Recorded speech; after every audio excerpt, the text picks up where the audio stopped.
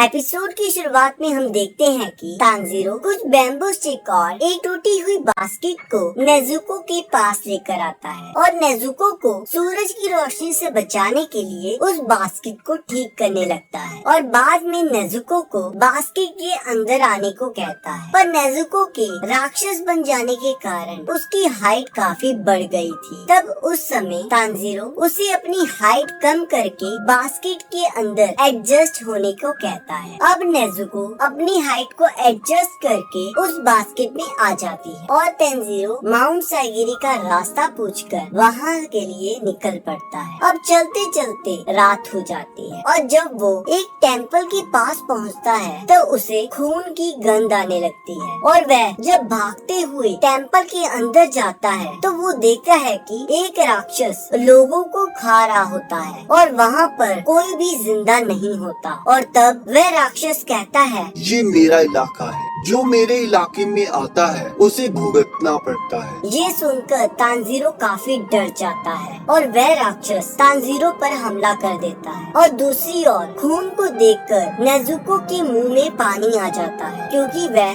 बहुत भूखी होती है। यहाँ तानजीरो उस राक्षस से मुकाबला करने लगता है पर जब नेजुको को तानजीरो की चीख सुनाई देती है तो वो जल्द से भागते हुए आती है और एक किक मारकर उस राक्षस का सिर धड़ से अलग कर देती है। तब वो राक्षस कहता है कि तुम राक्षस होकर एक इंसान का साथ कैसे दे सकती हो? और वह राक्षस बिना सिर के ही तानजीरो पर हमला कर देता है पर नेजुको एक और किक मारकर उसे दूर फेंक देती है जिसे देखकर तानजीरो काफी हैरान हो जाता है और वह सोचने लगता है कि बिना सिर के ये राक्षस हमला कैसे कर पा रहा है और बोल कैसे सकता है। अब हम देखते हैं कि उस राक्षस के सिर के साइड से हाथ उगाते हैं और वह तानजीरो पर हमला कर देता है। दूसरी ओर उस राक्षस का शरीर नेजुको को पटक पटक के मारने लगता है और इधर तानजीरो उस राक्षस के सिर से लड़ रहा होता है और उस राक्षस के सिर पर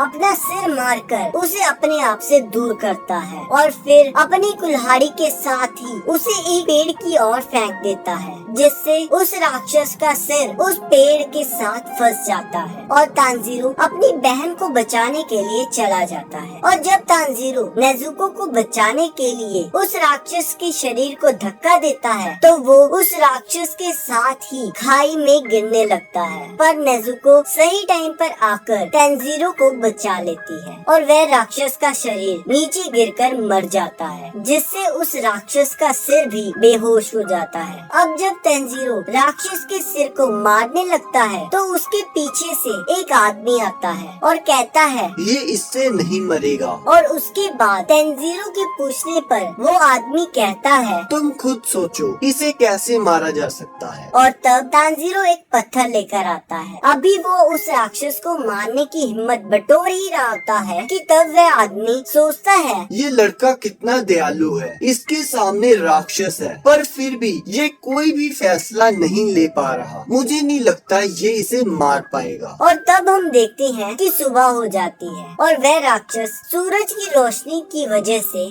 जल के मर जाता है। ये देखकर तानजीरो काफी शॉक हो जाता है कि कैसे राक्षस बस थोड़ी सी सनलाइट से जल के मर गया। उसके बाद वह अपनी बहन को ढूंढने लगता है और उसे टेम्पल के अंदर सेफ पाकर रिलैक्स हो जाता है। अब वो सोचने लगता है कि वो आदमी कहाँ गया। अब तानजीरो टेम्पल के बाहर आ जाता है जहाँ वो आदमी बैठकर प्रार्थना कर रहा होता है और वो आदमी बताता है कि उसका नाम सकांजी उरुकोदाकी है और पूछता है कि क्या तुम वही हो जिसे गियू टोमियाका ने भेजा है। तब तानजीरो बताता है, हाँ मैं वही हूँ। तब वो आदमी पूछता है कि क्या होगा अगर तुम्हारी बहन किसी इंसान को खा ले। यह सुनकर तानजीरो शॉक हो जाता है। तो वो आदमी तानजीरो के पास आकर उसके एक थप्पड़ मार देता है और कहता है, तुम डिसीजन लेने में बहुत स्लो हो, इसलिए तुम उस राक्षस को सुबह होने से पहले नहीं मार सकी। तुम्हें पता है तुम मेरे इतने सिंपल सवाल का जवाब क्यों नहीं दे पाए? तो मैं बताता हूँ, क्योंकि तुम्हारा संकल्प बहुत कमजोर है। तुम दो चीजें कर सकते हो अगर तुम्हारी बहन किसी इंसान को खा लेती है। पहला तो तुम उसे मार दो और खुद भी मर जाओ, और दूसरा कि तुम ऐसा कभी होने ही ना दो। क्या तुम्हें समझ आ गया? तो तानजीरो कहता है हाँ। तो वो आदमी कहता है चलो ठीक है, मैं तुम्हारा टेस्ट लूंगा कि तुम डेमन स्लेयर कॉर्प्स के मेंबर बनने के लिए सही हो या नहीं। चलो अपनी बहन को उठाओ और मेरे साथ चलो। अब दोनों भागते भागते उस आदमी के घर पहुंच जाते हैं और तब वह आदमी तानजीरो को कहता है कि तुम्हारे टेस्ट के लिए हमें पहाड़ पर जाना होगा, और मैं वादा करता हूँ जब तक तुम वापस आओगे तब तक मैं तुम्हारी बहन का ध्यान रखूंगा। उसके बाद दोनों पहाड़ की ओर निकल जाते हैं जहाँ बहुत ज्यादा अंधेरा होता है और सांस लेने में भी मुश्किल हो रही होती है। तब वह आदमी तानजीरो को कहता है कि तुम्हें सुबह होने से पहले मेरे घर के पास पहुँचना होगा, वो भी अकेले। ये कहकर वह आदमी धुंध में कहीं गायब हो जाता है। पहले तो तानजीरो को लगता है कि मैं आसानी से उस आदमी की स्मेल से रास्ता पता कर लूंगा और वो पहाड़ से उतरना शुरू कर देता है, पर तभी वह एक ट्रैप में फंस जाता है। तब उसे समझ आता है कि असली टेस्ट ये है, उसे इन सभी ट्रैप्स को पार करके सुबह तक नीचे पहुंच जाना है, और वो बड़ी मुश्किल से सभी ट्रैप्स को पार करते हुए आखिरकार उस आदमी के घर पहुंच जाता है। इस बीच उसे बहुत चोटें आई होती हैं। ये देखकर वह आदमी कहता है आज से तुम मेरे शिष्य हो। तो इसी के साथ सेकंड एपिसोड खत्म हो जाता है।